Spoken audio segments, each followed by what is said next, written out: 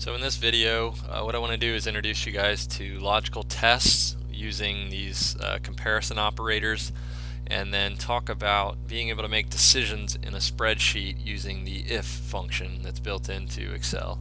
So to get started here, we have operator symbols that you guys have probably seen in other math classes doing equalities and inequalities. So we have equal to, greater than or equal to, less than or equal to, and then not equal to. So in a formula over here, what we can end up doing is evaluating an equation that might look like 10 greater than 4. So this logical test, 10 greater than 4, is going to return true or false. In this case, it returns true. We can do something similar for 1 not equal to 2, and we can also do this using cells as well.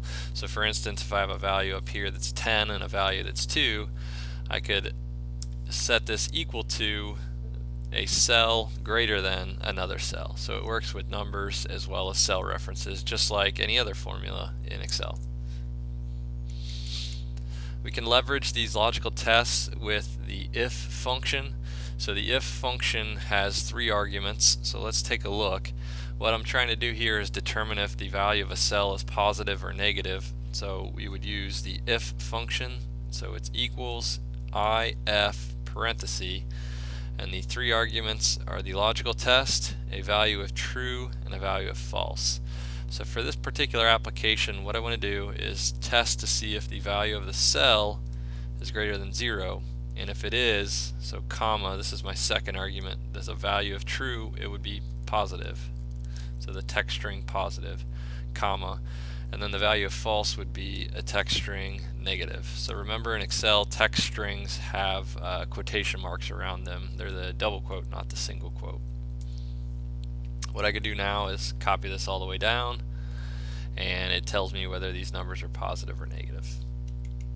We can also nest if statements inside of another if statement. So the value of true could actually be another if statement. So taking a look here, what I want to do is, if a number is less than 30, it's considered small, but then if it's less than 90, it's medium, otherwise it's going to be big. So to build that function, it would look like if, and the first test is to see if the number is less than 30, and if it is, we want to return the word small. Otherwise, we want to check to see if the number is less than 90, and if that's true, it's medium, otherwise it's big. So looking in a little more detail at this function, we have the first if statement here. Here is the logical test, here's the value of true, and then this whole section is the value if false. So the value of false actually is a function evaluation in and of itself that is an if statement. So for this if statement, we have the logical test, the value of true, and the value of false. So you can start to build very complex decision trees using the if statement inside of Excel. So we can copy this all the way down and make sure it works. So 20 is less than 30, it's small. 50 is greater than 30 but less than 90, so it's medium, and then 110 is greater than 90, so it's big. We can do something similar for the flowchart here that determines a grade. So we would start with a logical test that checks to see if the score is greater than 200. If it's not, you get a D. Otherwise, if it's true, we would check to see if it's greater than 300, and so forth. So to maintain consistency with the flowchart, what we would have is equals if statement. The logical test first is whether the score is greater than 200. If it is, we have a placeholder, so I'll just put place in place of the placeholder, and then the value of false is a D. And then we're going to, if we're greater than 200, do another if statement. So if, and the logical test there is to see if the score is greater than 300. And if that's true, we have another placeholder. If it's false, you end up with a C. So we were greater than 200 but less than or equal to 300.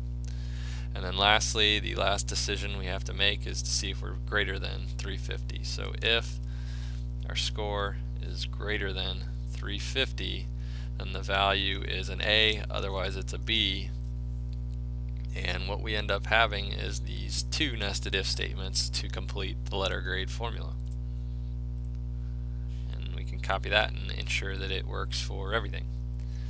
Lastly, we have logical operators, so we can check to see if two values are the same using the AND. So equals and then we can specify them as a range. And we see that when they're both the same, you get a true value.